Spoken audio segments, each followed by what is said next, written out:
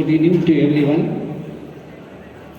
In fact, when I look at the dais, it almost echoes my thinking. Those who follow my writing, one of the things I keep telling is the science, society, culture, and spirituality should go hand in hand to see the prosperity in the region through the sustenance of natural resources. I am from ecological sciences. I'll be talking about the changes in climate, the implications on that, and then I'll take you to my home, Western Ghats. I'll also illustrate why we need to protect Western Ghats. Then I'll bring you to the Bangalore, show you the pathetic status of Bangalore, and then finally I will tell you as a scientist what we have done to the society. Some success stories I will be sharing with you all. Recently we published a book on natural capital accounting and valuation of ecosystem services. If you look at that publication for the first time in our country, we have come up with the values to say what is the worth of our forest, what is the worth of our lakes. Unless we understand that, we will never think of conservation, which I will be talking later. Now, this is the portal where all my publications and whatever the thing I do is posted there. Now, let us see what is the changes in climate. We need to understand that temperature is increasing. Now, why the temperature is increasing? If you look at because of the carbon footprint, greenhouse gases footprint, and more importantly, why we should take the changes in climate seriously. That is because, the sea level is rising. And also the disasters associated because of the changes in climate. Yesterday you had a depression, Tamil Nadu is facing the flooding. So like that every alternate week we are facing some crisis or the other.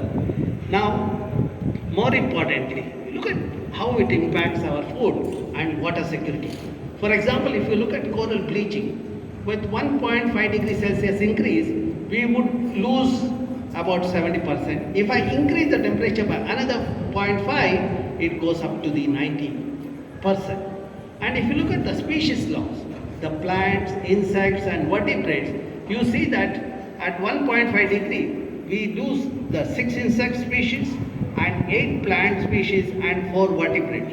And another 0.5 degrees Celsius increase will shoot up further. We'll lose more of those species. And look at the drought. The 350 million, the hectares that is going to be affected is going to be increased to the 410 million hectares. And rise in sea level, that is what our coastal area is going to be affected. 48 centimeter increase with the 1.5 degrees Celsius. At 2 degrees Celsius, it goes up to the 56 centimeter. That's where we have to take the thing seriously, and all of us have to join hand to mitigate changes in climate. The more serious thing is we are the people who are affected, the developing countries. And look at the way we are going to pay the price. Our revenue in crop revenue will come down by 60% by 2100 in India. And our population is mainly the agrarian, 65% are agrarian. And we are going to pay the heavy price because of the changes in climate. And this is what I talked about, the impact. We will have floods, we will have droughts, and the glacier melting, etc. will happen. And that will threaten our food security, water availability, and cities become vulnerable, the coastlines become vulnerable, and more importantly, the public health. See, with the increase in temperature, the vector-borne diseases will increase. You will have more problem of chikungunya, dengue, COVID, such the vectors driving the system. Now, to summarize what I said, temperature is increasing, sea level is rising, and snow and ice cover is melting, so are declining. And now, who causes this climate change? Of course, 3 big brothers: the US, Europe, and the China. This one, and of course, we are not behind this one. We are also contributing to the changes in the climate with our irrational developmental path which we have adopted in recent times in our country. And how much is this one contribution from various sectors? The fossil fuel burning is about 50%. That's where our fossil fuel, whether you use it for vehicle, for energy generation, that is the thing. And look at the carbon dioxide, which is about 64% in the total. And sector wise, if you look at industries contribute about to 29. And the waste sector is another major sector which is emerging in our country, is contributing about 8 to 10% to the greenhouse gas footprint. Now, who can fix it? And today some of you are here.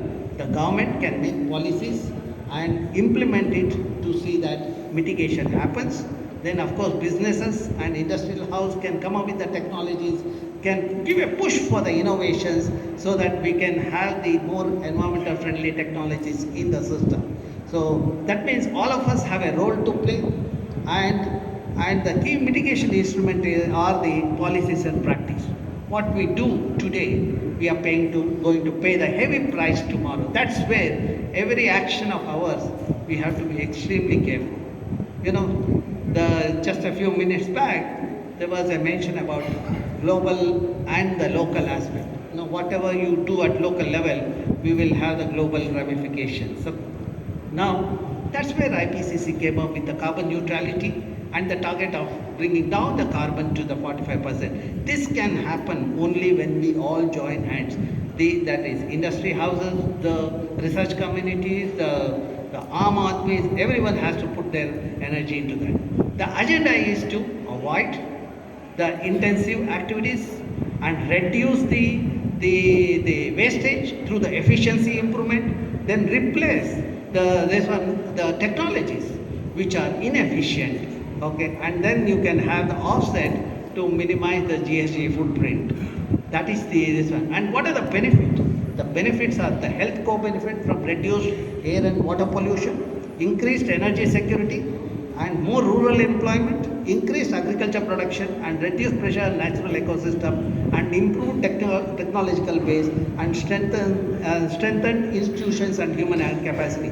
This is where the challenges, we can take it as an opportunity. We can chip in and show that the tomorrow is better than today. Okay, that is where SDG goals have come up in the UN. We have 17 goals. I'll not get into the details of that. But when you listen to my presentation, the next part, you will see how we are trying to do the job. See,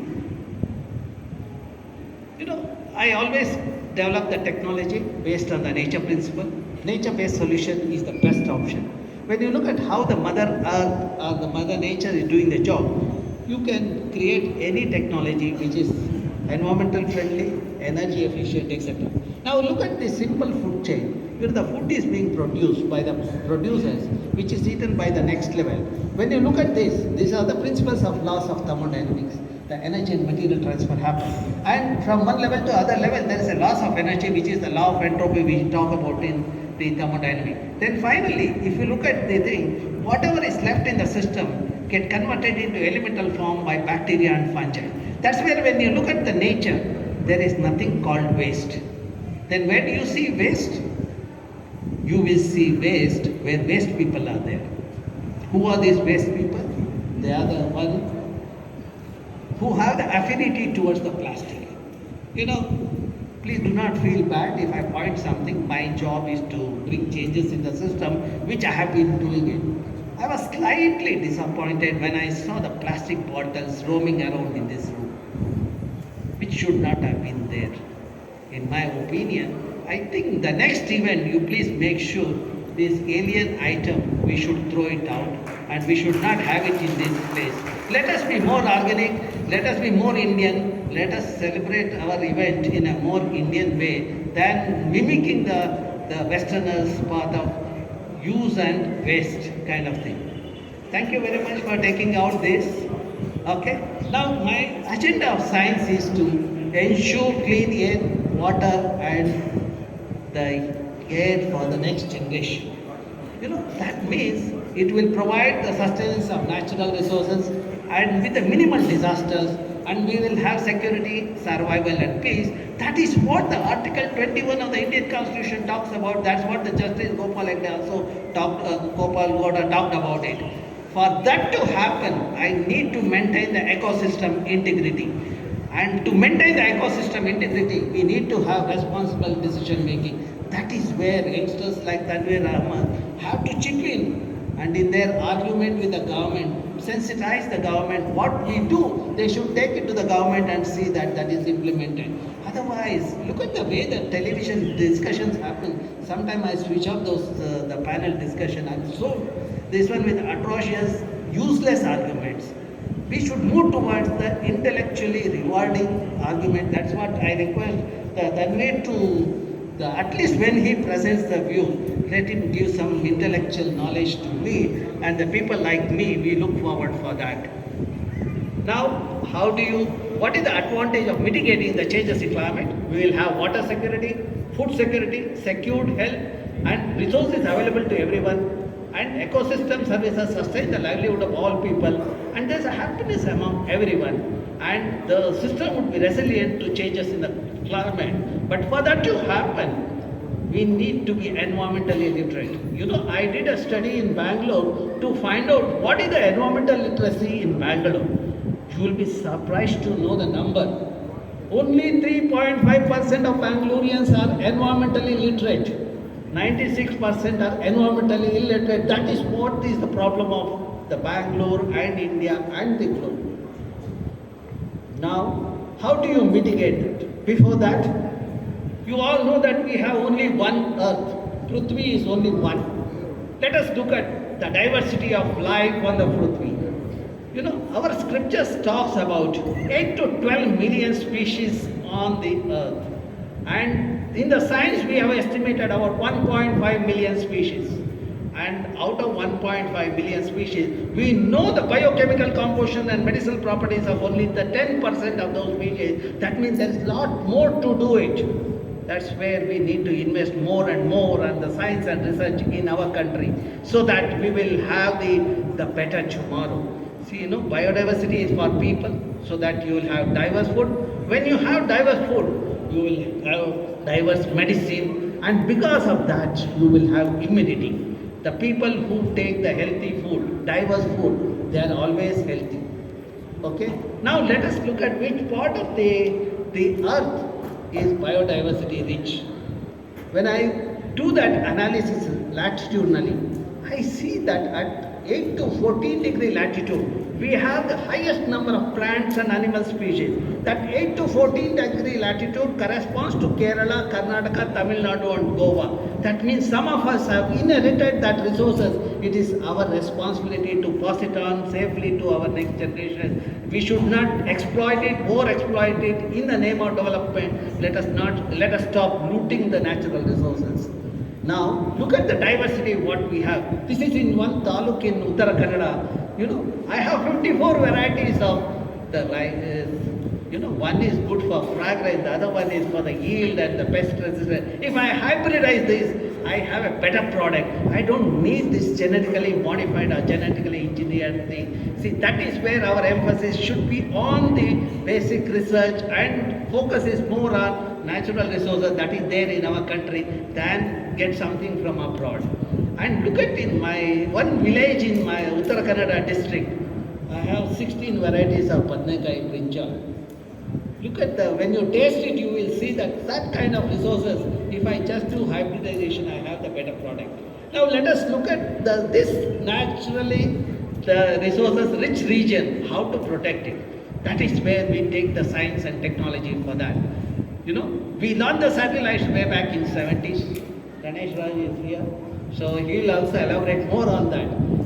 And every 21 or 30 days interval, we get the picture of the Earth. If we analyze that, we will know what is happening over the last 5 decades. And with that, we can also predict what is likely to happen. Okay? So that is the data we use. I will not get into the details of that, but we have done the analysis of the Western Ghats. And today, with the remote sensing data, with artificial intelligence and machine learning, you know, we have revolutionized the system. Earlier, to analyze one district, we used to take about 6 to 8 months. But today, my students have analyzed the entire Western Ghats for the 4 decades in 6 months. You know, that is how we have empowered the youth with this knowledge. That is what we should be doing. And when you look at this, the greenery is coming down, that means forest is declining. Not only forests are declining, forests are also getting fragmented. If this trend continues, what is likely to happen? And what is the use of the forest? Let us look at. The forest does the very good job of carbon sequestration during the photosynthesis. And how much the carbon that is stored in the Western Ghats forest? It amounts to about 1.23 million gigagram of carbon what has been stored in our forest. And every year about 37,000 gigagram of carbon gets sequestered, which is equivalent to the emission that happens in Trivandrum, Cochin, Bangalore, etc. That means the nature knows how to balance it. That's why we need to protect this ecosystem to see the sustainability and to maintain the balance in the ecosystem. In economic terms, how much this amounts to? It is about 100 billion rupees or $1.4 billion. You might ask, what is the use of this number you have given? See, when I represent my country in the international forum, I put forward my argument to say that the carbon that is stored in my forest in my country are the carbon emitted by you people, because we have only one earth. And that carbon, the service what is provided by the forest in my country, you need to pay for it. And how much you have to pay? 100 billion rupees. That is how the money I get it for the conservation. That is how the science can help in the conservation. Now, what is likely to happen if this trend continues? Let us look at. Further degradation of forest will happen. Only 10% of the area under the forest in the Western Ghats. How much should be there as per the norm? 33%. And what is the implication of that? See, this I wrote it in 2018. I said temperature is going to shoot up and Kerala will become warmer by 1.5 degrees Celsius. And rainfall will change. And rainfall intensity will change. Rain is spread for 4 to 6 months. Instead of that, it will come in a few weeks, a few days. That means you have large quantum of water in the short duration. That will lead to the flooding, and with the flooding, you will have landslides and mudslides in the Kerala and Karnataka, which I had written. People didn't take it seriously. 2019, when the flooding happened, Wayanad and the Kodagu, immediately the people started looking at us and asking for more details. Only for 2 months they were worried. Again they slept. And then this year monsoon, again when that happened, again my paper became quite popular.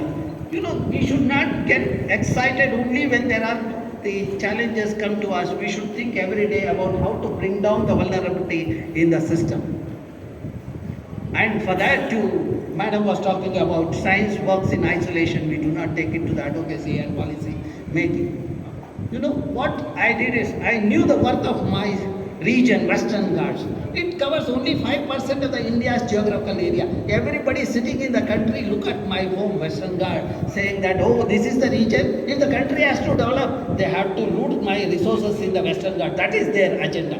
I said that, okay, conservation has to happen.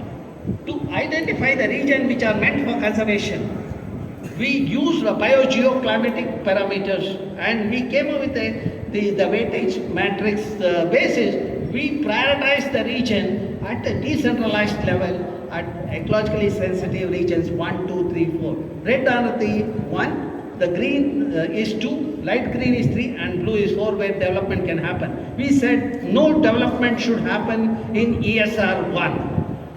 That is where none of the politicians in Karnataka, Kerala want this ecologically sensitive thing. You can ask Tanvir Ahmed. He will also agree with you all about the thing, how insensitive political class and decision making happens in our country just for their benefit, not for our children's benefit.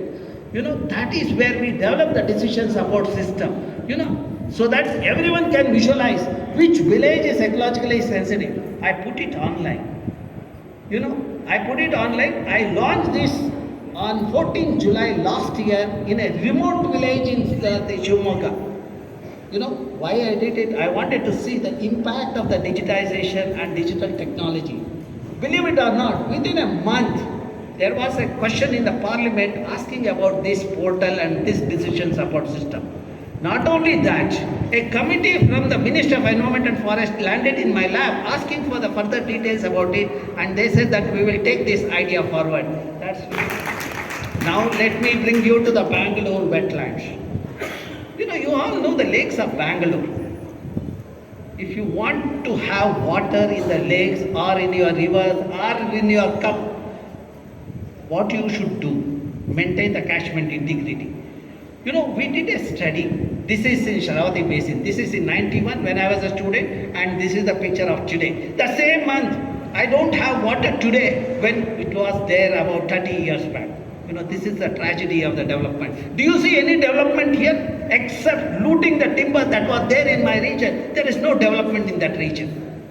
I did the hydrological investigation to find out whether there is any relationship between the vegetation and the water availability in your well or in your rivers or a stream. We monitored it for 36 months, every month, to take into account the seasonal and the yearly fluctuation. My study shows the region wherever in the Jalanayar Pradesh or the watershed region, that dominated by native species forest, the water is there in the well and in the river for 12 months. And where the monoculture plantation, in the name of development, people have pushed the monoculture plantation, rubber, acacia, eucalyptus, we have 6 to 8 months of water. Where people have degraded the catchment, we have only 4 months of water. Now, I will summarize what I said. See, this is where I put the sensors in the watershed region. We monitored it. I'm talking with confidence with the data. That's how the science speaks. We do not give some talk in the air and go away. My publications are available online also. And see, we graded it as A, B, C, D. A are the water bodies which are perennial. B and C are 6 to 8 months, and D is 4 months. Look at the watershed thing. Wherever forest cover of native species is more than 60%, we have 12 months water. Karnataka was in forefront in 80s, mid-80s, because of the watershed program. But today people don't even worry about watershed program. They are more interested in freebies because they are thinking only of their votes for this one for today, not about their children tomorrow. Now, to summarize, this is the region I have 12 months water. This is the region, green are 8 months, yellow is 6 months, this is 4 months. I'll just overlay the vegetation cover. You see, wherever forests or native species are there, I have 12 months water. The way the forests are fragmented, I have 8 to 6 months water. And where the forest degraded to the less than 30% cover, I was given 30. Back to this. Look at how it affects the livelihood of the people. Farmers in this region, please understand what I am saying. Farmers in this region can grow multiple crops because the water is available 12 months and their earning is 1,54,000 rupees per acre per year. Whereas farmers in this region can grow only one crop because they have water only during 4 to 6 months. And their earning is only 32,000 rupees per acre per year. And more importantly, in this region where native species forests are there, the diversity of pollinators are high. When diversity of pollinators are high, pollination becomes efficient. When pollination becomes efficient, you see the yield of the crop is high, which is what we saw here. The paddy is about 12 to 18 quintal per acre, whereas in this region it is 6 to 8 quintal per acre because there are no pollinators in the region. Okay, now that is where we understood the importance of this forest and the linkage with the water.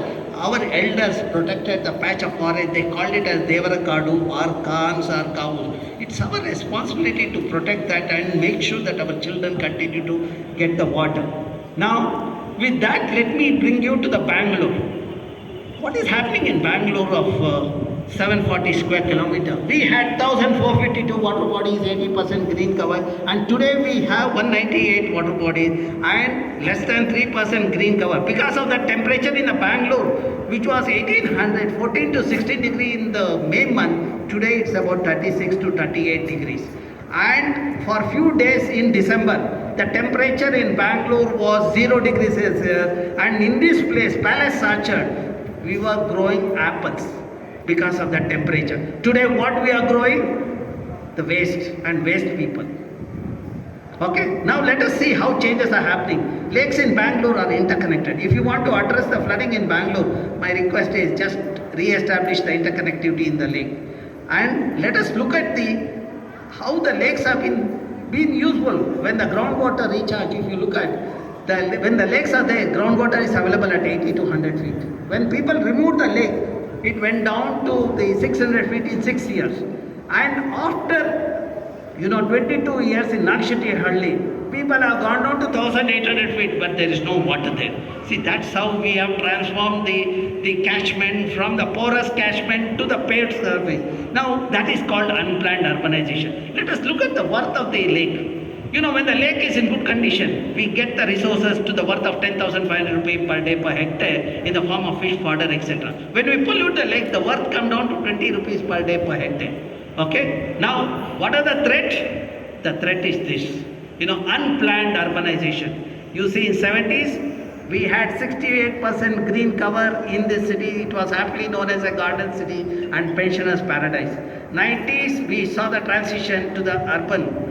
Then 2000 we saw the more transition because of the ITBT sectors in our outskirts, and further intensification happened in 2006, 2009, and today you see 86% is concretized, which when it is concretized we are not allowing the groundwater to recharge, but we have allowed the over exploitation of the groundwater. That's why the 40% of the water demand which comes from the groundwater, we face the severe crisis in this summer because of that. So that's where I've been telling the government enough is enough. Okay, and this is how the transition has happened from 8% urban area, the distribution in Bangalore. Today it's about 86%. And not only Bangalore is dying, even the surrounding area is becoming urbanized. Let us be wise and sensibly plan the city. Okay, and that's where I developed the Bangalore Urban Information System. This is again a decision support system available to the public online, which we launched it on 22nd January of this year. Then let's look at the lakes of Bangalore. See, the 70s and 2023, we have lost about 79. Now, how the emissions are increasing. You see the cities where the public transport is weak, you see higher emission. For example, Hyderabad from transportation sector 54%, and from the Bangalore you see 45% come from the transportation sector. Not only that, transportation sector. See, we are a great masters of copy-paste culture. This building is supposed to be for European climate or temperate climate. Our architects go there, they copy that architecture, they come and paste it in Bangalore, Chennai, Hyderabad, which is a tropical climate. You might ask, what is this one? Why are you so unhappy? 10% higher electricity consumption. How these fools are doing the job of copy-paste and killing my city? See, that is where the problem is. The city, with the unplanned urbanization, we lost the ecosystem and more emission, and we are contributing to the warming of the earth. And today we are discussing about how to minimize the warming. That means we need to remove all those glass facade buildings.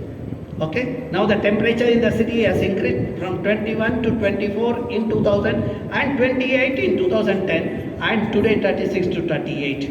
And if you look at where our water bodies are there, vegetation is there, temperature is at least 2 degrees lower. Okay, now the flooding is there. I will not get into the details of that. So why the flooding happens? Because of the mismanagement of the lake. Not only that, we are also polluting the lake. And froth and fire are the great this one that happened in the system. I saw every experts coming on the TV and discussing about the frothing as if they know the phenomena. But they were not talking about the causal factor of the froth. So that's where what our BDA did, they put the barricades. They said that, okay, they have solved the frothing problem by putting the barricade. I wrote an article saying that this solution is ad hoc, which is only for 4 days. It's not going to solve the problem. See, as I predicted, the frothing crossed over. That means that solution is not a sustainable solution. Now, let us also understand how it affects all of us. The people eat fish that is grown in the lake, and the vegetable that is grown in the nearby area like Vartur, Siddhapura, Ramgundnalli, etc. I collected all those samples and analyzed. I found heavy metal in this food item, milk, then the pudina, spinach, radish, etc. and also in the fish. Whether you are vegetarian or non-vegetarian, we are going to pay the heavy price for this environmental contamination of the unhealthy food or the heavy metal that is getting into the food. You look at the statistics. The cancer, Bangalore is number 1 because of the pollution, water pollution and air pollution. And kidney failure, which is 1 in 1 lakh about 12 years back, today is 1 in 5,000. And almost every wards in Bangalore have dialysis unit.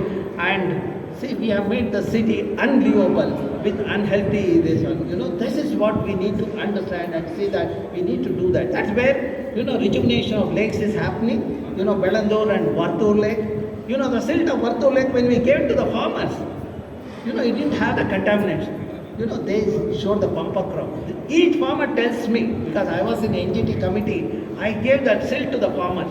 And each farmer told me, because of my decision of giving the silt to them, they got 1,50,000 rupees per acre for one season crop. They grow thrice a year. So don't you see that prosperity through this kind of innovative solutions, so that you converted waste into the wealth also.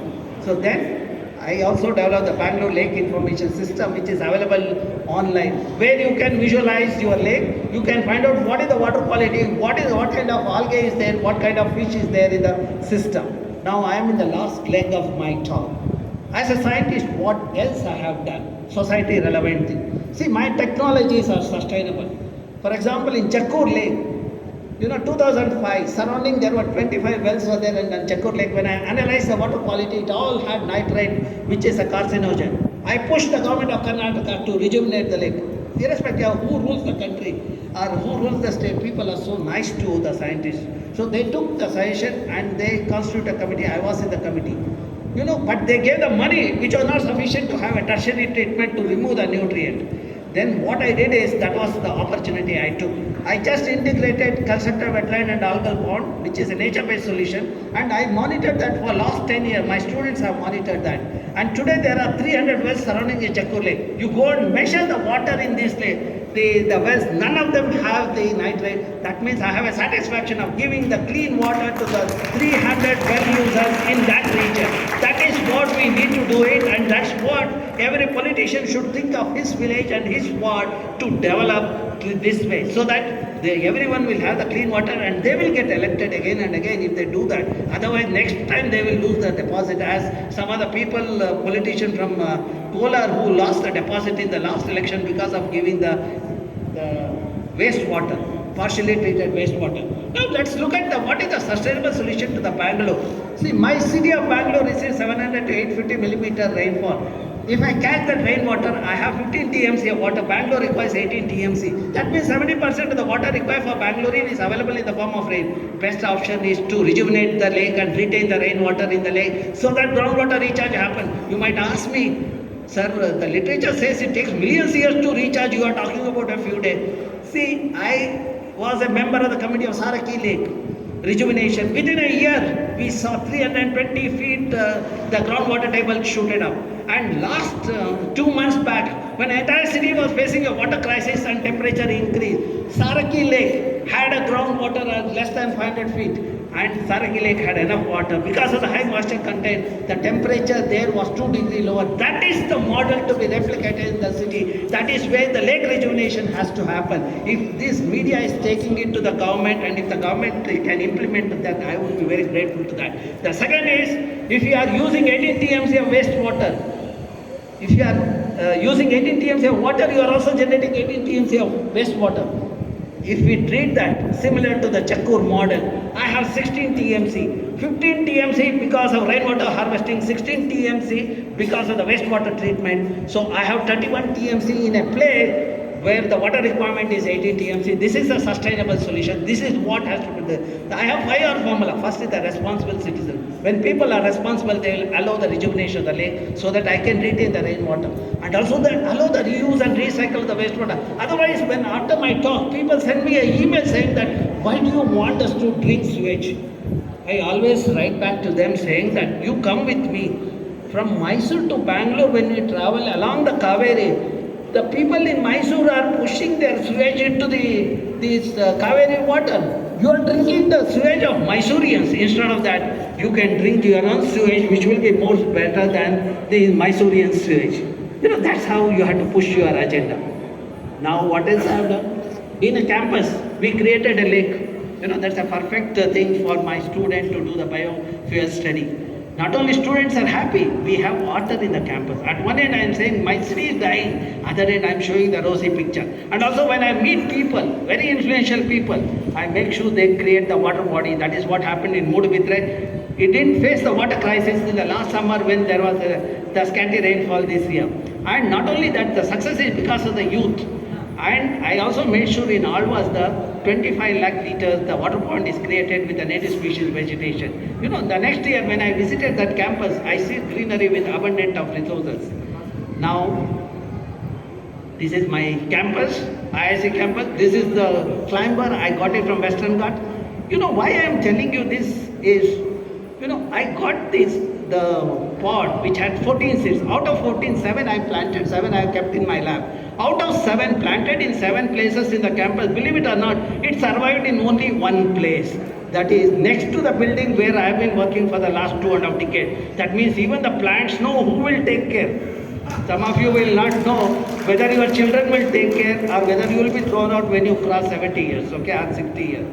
Okay, in front of this building, I created a mini forest of 2 hectares, 49 native species, 500 saplings were planted way back in 90s when I was a student. Today you come and visit that place, you see the wild fauna like slender lories, varieties of snakes, etc. Not only that, groundwater which was 150 feet earlier when Parthenium was there, today with the native species forest, I have the groundwater at 10 feet. What else do you want? Water at 10 feet. Okay, and temperature is another 2 degrees lower. If I am one among the top 2% in the global ranking of scientists, that's because of the kind of the environment I get in IISC, that is the greenery that has made us successful. And that is what we communicate to the children. I've been conducting the symposium since 98. I think you also have a similar thing. You know, we are doing the capacity building through the, you know, in the audience of 1,000, the international, national experts, 300 to 350 are the school students. You know, when they attend the symposium for 3 days, they get the knowledge. That is how capacity building happens. On the concluding day, they do the presentation. When they do the presentation, the forum, when people like me are there, their confidence level goes up. Not only that, I also offer a course on environmental management which I have been doing for the last 22 years. That's how the capacity building happens. This gives the glimpse of Lake Symposium which recently we did. And this is what children do the experiment. All are available online. You can go to my webpage, you will get. I do not use mobile. I am in various government committees. If you want to reach me, the best way is to reach me through email. And these are my portals where my publications are available. And all the things are available here. You know, the publication, and my agenda of science is to sow the seeds of knowledge in this young brain, make them a successful, and that is the asset of our nation. That's what we are looking for. And when they do a good job, there is a smile on everybody's face. Thank you very much.